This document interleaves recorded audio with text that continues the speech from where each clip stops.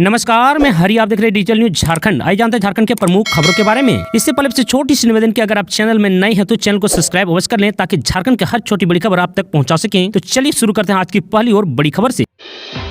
PM Narendra Modi और अमित शाह से मिले हेमंत, कल्पना, राहुल, प्रियंका और खरगे से मंत्रिमंडल पर चर्चा की। हेमंत बोले, न्योता देने आए हैं। दरअसल आपको बता दूं, झारखंड में शानदार जीत के बाद जेएमएम लीडर हेमंत सोरेन दिल्ली के एक दिवसीय दौरे पर हैं। मंगलवार को उन्होंने पीएम नरेंद्र मोदी, गृह मंत्री अमित शाह, कांग्रेस अध्यक्ष मल्लिकार्जुन खड़गे, राहुल गांधी और प्रियंका गांधी से मुलाकात की। उनके साथ उनकी पत्नी कल्पना सोरेन भी थी। भाजपा नेताओं से मुलाकात के बाद हेमंत सोरेन ने कहा, आशीर्वाद के लिए आए थे, बहुत सारी बातें हैं, आगे भी मुलाकात होती रहेगी। वहीं सोरेन ने आम आदमी पार्टी संयोजक अरविंद केजरीवाल से भी मुलाकात की है। इसके बाद कहा, राज्य में शपथ ग्रहण कार्यक्रम है, नई सरकार बनाने जारी है, उसके लिए आमंत्रण करने आए थे। केजरीवाल ने कहा, मनीष सिसोदिया, संजय सिंह के साथ में शपथ ग्रहण कार्यक्रम में शामिल होने आऊंगा। झारखंड की नई सरकार का शपथ ग्रहण समारोह 28 नवंबर की शाम 4 बजे रांची के मोरहाबादी मैदान में होगा। इसमें कांग्रेस नेता राहुल गांधी, मल्लिकार्जुन खड़गे, ममता बनर्जी, अखिलेश यादव, अरविंद केजरीवाल, तेजस्वी यादव, तेलंगाना के सीएम रेवंत रेड्डी, हिमाचल प्रदेश के सीएम सुखविंदर सिंह सुक्खू के शामिल होने की संभावना है। बताया जा रहा है कि हेमंत सोरेन ने कांग्रेस नेताओं से मुलाकात के दौरान कांग्रेस कोटे के मंत्रियों और विभाग पर चर्चा की। साथ ही राजद कोटे के मंत्री पद पर चर्चा की गई। नई सरकार में जेएमएम के 6, कांग्रेस के 4 और राजद का 1 मंत्री होगा। उधर दिल्ली में पीएम मोदी अमित शाह को न्योता देने गए। हेमंत सोरेन को इधर कोर्ट ने दिया हाजिर होने का आदेश। दरअसल आपको बता दूं, झारखंड चुनाव में बम्पर जीत मिलने के बाद जहां एक और हेमंत सोरेन 28 नवंबर को होने वाले शपथ ग्रहण समारोह के लिए दिल्ली में पीएम नरेंद्र मोदी, गृह मंत्री अमित शाह समेत अन्य दिग्गजों को न्योता देने में जुटे हैं। वहीं दूसरी ओर झारखंड के कार्यवाहक मुख्यमंत्री हेमंत सोरेन को एमपी एमएलए कोर्ट से झटका लगा है। दरअसल ईडी के समन की अवहेलना मामले में हेमंत सोरेन को एमपी एमएलए कोर्ट ने पेश होने का आदेश दिया है। मिली जानकारी के अनुसार हेमंत सोरेन की ओर से व्यक्तिगत पेशी से छूट का आग्रह करते हुए याचिका दायर की गई थी, लेकिन एमपी एमएलए कोर्ट ने हेमंत सोरेन की इस याचिका को खारिज कर दिया है। वहीं एमपी एमएलए कोर्ट ने हेमंत सोरेन को 4 दिसंबर को व्यक्तिगत रूप से अदालत में हाजिर होने का आदेश दिया है। दरअसल सीआरपीसी 205 की याचिका दायर कर हेमंत सोरेन ने शारीरिक उपस्थिति से छूट की गुहार लगाई थी, लेकिन कोर्ट ने शारीरिक उपस्थिति से छूट की मांग को खारिज कर दिया है। बता दें कि ईडी ने कुछ महीने पहले झारखंड में 8.86 एकड़ जमीन फर्जीवाड़े मामले में पूछताछ के लिए मुख्यमंत्री हेमंत सोरेन को 10 बार समन भेजा था। इस दौरान हेमंत सोरेन महज 2 समन पर ईडी के समक्ष उपस्थित हुए थे। वहीं 8 बार हेमंत सोरेन ईडी के सामने हाजिर नहीं हुए थे। इसके बाद ईडी ने रांची के सीजेएम कोर्ट में मुख्यमंत्री हेमंत सोरेन के खिलाफ शिकायत दर्ज कराई थी। झारखंड में सड़क दुर्घटना में घायल हुए बिरसा मुंडा के वंशज सीएम हेमंत सोरेन ने बेहतर इलाज सुनिश्चित करने का दिया निर्देश।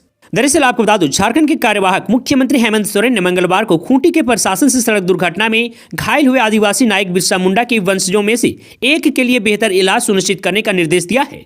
बिरसा मुंडा के वंशज की पहचान मंगल मुंडा के तौर पर की गई है। पुलिस ने बताया कि पीड़ीहातू मोड़ के पास एक यात्री वाहन की छत से गिरने के बाद मंगल मुंडा के सिर पर चोट लग गई। वहीं खूंटी के पुलिस अध्यक्ष अमन कुमार ने कहा, पीड़ीहातू मोड़ पर तेज रफ्तार से जा रही यात्री वाहन की छत से 2 व्यक्ति गिर गए। मंगल मुंडा को खूंटी के सदर अस्पताल में भर्ती करवाया गया है, जबकि दूसरे व्यक्ति को मामूली चोटें आई है। वहां से मंगल को रांची के Rajendra institute of medical science आने की रिम्स ले जाया गया है। खूंटी के उपायुक्त लोकेश मिश्रा ने कार्यवाहक मुख्यमंत्री को बताया कि सिविल सर्जन के नेतृत्व में डॉक्टरों की एक टीम बनाई गई है, उन्हें रिम्स भेजा गया है जिससे पीड़िता को बेहतर इलाज दिया जा सके। वहीं हेमंत सोरेन ने कहा कि जरूरत पड़ने पर डॉक्टरों की सलाह पर एयर एम्बुलेंस की व्यवस्था भी की जा सकती है। एक अधिकारी ने बताया कि फिलहाल उनकी हालात स्थिर हैं। दिसंबर से महिलाओं को मिलनी शुरू हो जाएंगी मैया सम्मान योजना के तहत 2500 रुपये की राशि। दरअसल आपको बता दूं, महिला बाल विकास एवं सामाजिक सुरक्षा विभाग के सचिव मनोज कुमार ने बताया कि मुख्यमंत्री मैया सम्मान योजना के तहत महिलाओं को 2500 रुपये की राशि दिसंबर से मिलनी शुरू हो जाएंगी। सोमवार को प्रेरक भवन में मीडिया से बातचीत में उन्होंने बताया कि इसकी तैयारी शुरू कर दी गई है। सचिव ने बताया कि नवंबर तक जिन महिलाओं के आवेदन स्वीकृत हुए थे उन्हें योजना का लाभ मिल चुका है। दिसंबर में नए आवेदनों की संख्या बढ़ने की संभावना है। वीडियो और सीओ स्तर पर आवेदनों की स्वीकृति का काम जारी है। वहीं मुख्यमंत्री हेमंत सोरेन की सरकार ने विधानसभा चुनाव से पहले इस योजना के तहत 2500 रुपये की राशि देने का निर्णय लिया था। आपको बता दूं कि मनोज कुमार ने कहा है कि राज्य सरकार द्वारा चलाई जा रही सभी पेंशन योजनाओं का भुगतान नवंबर तक कर दिया गया है। इसमें यूनिवर्सल पेंशन योजनाएं शामिल है। वहीं केंद्र प्रायोजित योजनाओं जैसे इंदिरा गांधी राष्ट्रीय वृद्धा पेंशन योजना और इंदिरा गांधी राष्ट्रीय विधवा पेंशन योजना के तहत दिसंबर तक का भुगतान हो चुका है। सचिव ने बताया कि केंद्र सरकार द्वारा अक्टूबर और नवंबर की राशि अभी तक उपलब्ध नहीं कराई गई है। इसके कारण इन महीनों का भुगतान लंबित है। राज्य सरकार ने इस मुद्दे को हल करने के लिए केंद्र से संपर्क किया है। दिसंबर से मुख्यमंत्री मैया सम्मान योजना और अन्य योजनाओं का लाभ लाभुकों को समय पर मिले, इसे लेकर विभाग सक्रिय है। झारखंड में कांग्रेस को नहीं मिलेगा डिप्टी सीएम का पद, 4 मंत्री से करना पड़ेगा संतोष। दरअसल आपको बता दूं, झारखंड में 28 नवंबर को हेमंत सोरेन का शपथ ग्रहण होगा। विधानसभा चुनाव में जीत हासिल करने के बाद हेमंत सोरेन दिल्ली पहुंच गए थे, जहां उन्होंने पक्ष और विपक्ष के कई नेताओं से मुलाकात भी की है। इसी बीच कांग्रेस के लिए एक बड़े झटके वाली बात सामने आई है। सूत्रों के मुताबिक झारखंड में कांग्रेस को डिप्टी सीएम का पद नहीं मिलेगा। जेएमएम ने यह पद देने से साफ मना कर दिया है। 2 दिन पहले खबर आई थी कि हेमंत सोरेन ने कांग्रेस को साफ बता दिया था कि सरकार में पहले जो व्यवस्था चल रही थी वही चलेगी। जानकारी के मुताबिक झारखंड में कांग्रेस को डिप्टी सीएम का पद भले ना मिले, लेकिन 4 मंत्री पद जरूर मिलेंगे। 4 मंत्री पद के लिए जो नाम सबसे चर्चा में हैं, उसमें रामेश्वर उरांव, दीपिका पांडे सिंह, इरफान अंसारी और अनूप सिंह और श्वेता सिंह में से कोई एक शामिल हो सकते हैं। इसमें शुरू के 3 नेता हेमंत सोरेन के पहले की सरकार में मंत्री रह चुके हैं। चौथे नाम को लेकर पार्टी के भीतर अभी माथापेची चल रही है। चतरा में मलेरिया का आतंक, 15 दिनों में 40 लोग पॉजिटिव, तो वहीं 4 वर्ष से एक बच्ची की मौत। दरअसल आपको बता दूं, झारखंड के चतरा जिले के अति उग्रवाद प्रभावित प्रखंड कुंदा के नवादा गांव में दर्जनों ग्रामीण मलेरिया की चपेट में आ गए हैं। गांव में मात्र 15 दिनों में ही मलेरिया फैल गया है। कई लोग मलेरिया की चपेट में आ गए हैं। इस गंभीर बीमारी की चपेट में आने से आक्रांत वीरेंद्र गंजू की 4 वर्षीय पुत्री प्रिया कुमारी की मौत हो चुकी है, जबकि 4 दर्जन से अधिक लोग इसकी चपेट में आ गए हैं। मलेरिया की चपेट में आने वालों में एक ही घर से 3 से 4 परिवार के सदस्य ग्रसित हैं। गांव में जब मलेरिया फैलने की सूचना कुंदा मुखिया मनोज कुमार साहू को हुई, तो उन्होंने स्वास्थ्य विभाग को इसकी सूचना दी। सूचना मिलते ही प्रातपुर के चिकित्सा प्रभारी कुमार संजीव दल बल के साथ नवादा गांव पहुंचे और विद्यालय परिसर में शिविर लगाकर करीब 40 लोगों का स्वास्थ्य जांच कर उन्हें आवश्यक दवा दिए हैं। लोकतंत्र के रक्षकों पर हमला कर रहे हैं झामुमो कांग्रेस के समर्थक बाबूलाल मरांडी। दरअसल आपको बता दूं, भाजपा के प्रदेश अध्यक्ष बाबूलाल मरांडी मंगलवार को संथाल परगना के बरहेट पहुंचे। उन्होंने भाजपा समर्थक इमाम मिर्जा से मुलाकात की। भाजपा को शिकायत मिली थी कि भाजपा समर्थक के घर पर हमला और पथराव किया गया है। श्री मरांडी ने कहा कि लोकतंत्र के रक्षकों पर झामुमो कांग्रेस के समर्थक हमला कर रहे हैं। उन्होंने कहा कि 26 नवंबर को संविधान दिवस है। भारत का संविधान लोकतंत्र का सुरक्षा कवच है, लेकिन कांग्रेस और झामुमो सत्ता के अहंकार में लोकतंत्र के रखवालों पर हमला कर रहे हैं। आंखें बंद करने से खतरा नहीं जाएगा। झारखंड लव जिहाद, लैंड जिहाद के बाद अब पत्थरबाजों की गिरफ्त में आ चुका है। घर तोड़े जा रहे हैं और वोट देने के आधार पर जनता को पीटा जा रहा है। उन्होंने कहा कि ऐसी घटना साहिबगंज के गांव मोहम्मदपुर में हुई है। भाजपा को वोट करने वालों के गांव से बेदखल करने की धमकी दी जा रही है। वहीं श्री मुंडा ने आगे कहा कि देश की जनता संविधान प्रदत्त शक्तियों के कारण 5 साल में अपना जनप्रतिनिधि चुनती है, लेकिन इंडिया गठबंधन को जन सरोकार से कुछ भी लेना देना नहीं है। ये केवल सत्ता की मलाई खाना चाहते हैं। भाजपा लोकतांत्रिक अधिकारों और संविधान की रक्षा के लिए संकल्पित है। झारखंड की अस्मिता को बचाने के लिए भाजपा लंबी लड़ाई के लिए तैयार है। जयराम महतो चुनाव जीतने के बाद पहुंचे अपने गांव तोपचांची में ग्रामीणों ने किया जोरदार स्वागत। दरअसल आपको बता दूं, झारखंड के विधानसभा चुनाव में झारखंड लोकतांत्रिक क्रांतिकारी मोर्चा JLKM पार्टी ने अपनी अलग छाप छोड़ी है।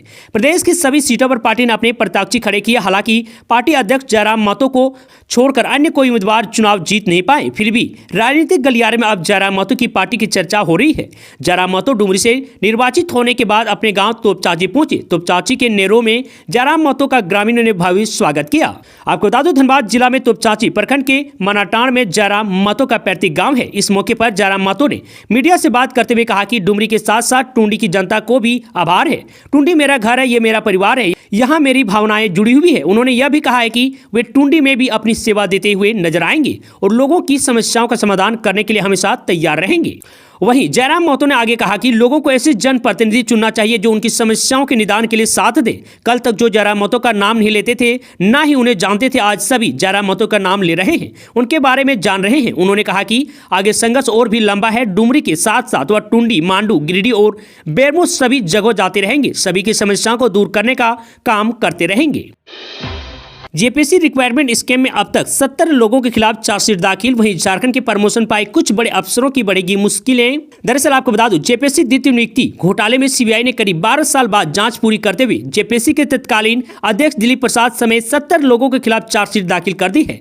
चार्जशीट में ऐसे नाम भी हैं जो वर्तमान में प्रमोशन पाकर डीसी से एसपी बनकर जिला संभाल रहे हैं। तत्कालीन जेपीएससी के सदस्य और कोऑर्डिनेटर की कहने पर 12 परीक्षार्थियों के नंबर बढ़ा दिए गए थे। कई अभ्यर्थियों की कॉपियों में काट छांट कर नंबर नंबर बढ़ाए गए और सफल उम्मीदवारों के इंटरव्यू में मिले वास्तविक नंबर को भी बढ़ाया गया। कॉपियों की जांच गुजरात स्थित फॉरेंसिक लैब में कराई गई है। आपको बता दूं कि चार्जशीट सीबीआई की विशेष अदालत में पिछले दिनों दाखिल की गई है। दाखिल चार्जशीट में आरोपितों के खिलाफ मुकदमा चलाने की स्वीकृति नहीं दिए जाने के कारण अदालत ने संज्ञान नहीं लिया है।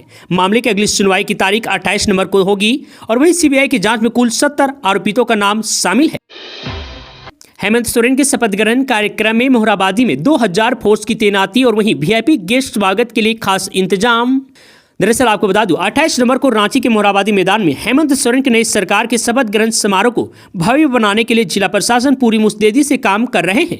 इस शपथ ग्रहण कार्यक्रम में इंडिया गठबंधन के अलग अलग राज्यों के मुख्यमंत्री, पूर्व मुख्यमंत्री, मंत्री और वरिष्ठ नेता शामिल हों। इसको लेकर मुख्य सचिव अलका तिवारी ने राज्य के डीजीपी और अजय कुमार सिंह के साथ साथ राज्य के आला अधिकारियों के साथ बैठक भी की है। सुरक्षा व्यवस्था और शपथ ग्रहण समारोह में आने वाले मेहमानों के अलावा आम लोगों की सुविधा के लिए भी विशेष ध्यान देने के लिए जिला प्रशासन काम कर रही है। इस समारोह के लिए 2 स्टेज तैयार किए जाएंगे। मुख्य स्टेज पर मुख्यमंत्री और मंत्रियों का शपथ ग्रहण का कार्यक्रम होगा और दूसरे स्टेज पर नवनिर्वाचित विधायकों की बैठने की व्यवस्था की जाएगी। इसके साथ ही सुरक्षा के पुख्ता इंतजाम रहेंगे। आईजी और डीआईजी ने शपथ ग्रहण समारोह को लेकर तैयारी को लेकर बैठक भी की है। पुलिस मुख्यालय से 2000 अतिरिक्त फोर्स शपथ ग्रहण समारोह में सुरक्षा के लिहाजा से दिया गया है। इसके साथ ही एसपी, डीएसपी और इंस्पेक्टर दरोगा रैंक के अधिकारी भी तैनात किए जाएंगे। हेमंत सोरेन ने दी संविधान दिवस की शुभकामनाएं, कहा संविधान हमारा आधार है। दरअसल आपको बता दूं सीएम हेमंत सोरेन 28 नवंबर को सीएम पद की शपथ लेने वाले हैं। उन्होंने संविधान दिवस के अवसर पर सभी को शुभकामनाएं दी है। एक्स पर पोस्ट साझा कर उन्होंने लिखा है कि संविधान हमारा आधार है, संविधान हमारा विधान है, संविधान हमारा मान, हमारा स्वाभिमान है। देश को संविधान रूपी बहुमूल्य और महान ग्रंथ देने वाले बाबा साहेब भीमराव अम्बेडकर समेत समस्त संविधान निर्माताओं को सत सत नमन। आपको बता दूं कि 26 नवंबर को संविधान दिवस था। इस शुभ अवसर पर सीएम हेमंत सोरेन ने सभी देशवासियों को हार्दिक शुभकामनाएं दी है।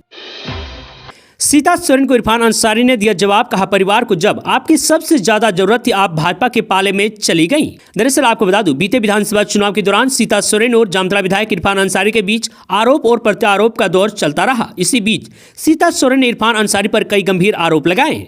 अब इरफान अंसारी ने सीता सोरेन के पोस्ट और आरोपों का जवाब एक बार फिर से दिया है। इरफान अंसारी ने कहा कि हेमंत सोरेन हमारे भगवान राम की तरह हैं और कल्पना सोरेन जी हमारी भाभी हैं। हम सब एक परिवार की तरह रहते हैं। हमारे परिवार के मुखिया राहुल गांधी हैं।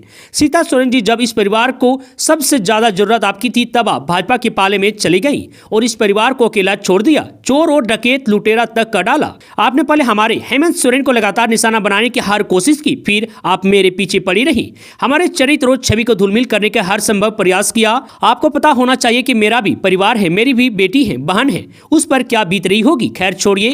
इरफान अंसारी ने आगे कहा, लेकिन जामताड़ा की जनता मुझे भली भांति जानती है और हमारे परिवार के मूल्यों को समझती है। आपकी हर कोशिश के बावजूद जामताड़ा की जनता ने आपके बहकावे में नहीं आकर मुझे प्रचंड बहुमत देकर फिर से विधायक चुना है। इस बात का सबूत है कि जनता का विश्वास मुझ पर और इस परिवार पर अटूट है। इरफान अंसारी ने आगे कहा, अब हमारा पीछा छोड़ दीजिए। जनता ने जो भरोसा जताया है उसे निभाने का समय आ गया है। हमें माताओं को सम्मान देना है, युवाओं को रोजगार देना है और झारखंड को मजबूत बनाना है। आप जिस परिवार में हैं वहां रहकर उसकी चिंता कीजिए। हम सबकी चिंता कल्पना भाभी कर लेंगी। थोड़ा संस्कार उन्हीं से सीख लेते। हमारा महागठबंधन का परिवार अपनी जिम्मेदारियों को बखूबी से निभाएगी और लोगों का दिल तीसरी बार भी जीतेंगी।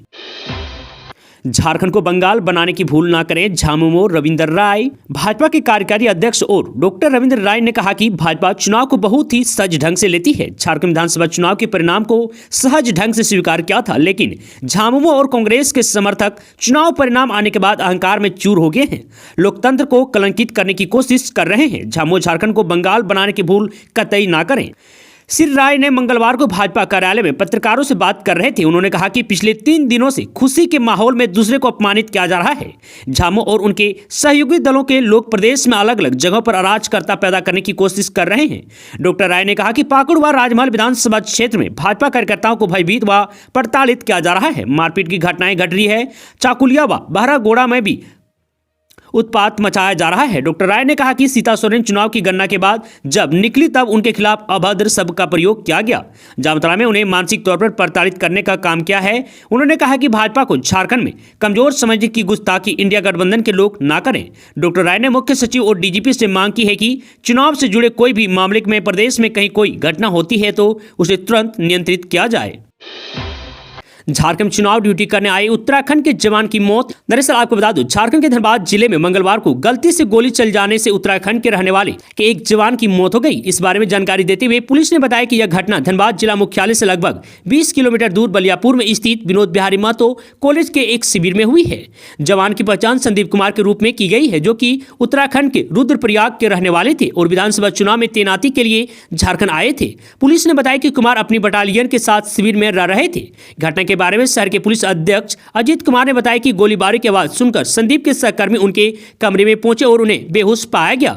उन्हें देखा कि कुमार की छाती पर गोली लगी थी। इसके बाद संदीप को तुरंत अस्पताल ले जाया गया, जहां चिकित्सकों ने उन्हें मृत घोषित कर दिया। एसपी ने कहा कि पहली नजर में ऐसा लग रहा है कि जवान की मौत दुर्घटनावश गोली चल जाने से हुई है। उन्होंने कहा कि मौत के वास्तविक कारण का पता लगाने के लिए जांच शुरू कर दी गई है।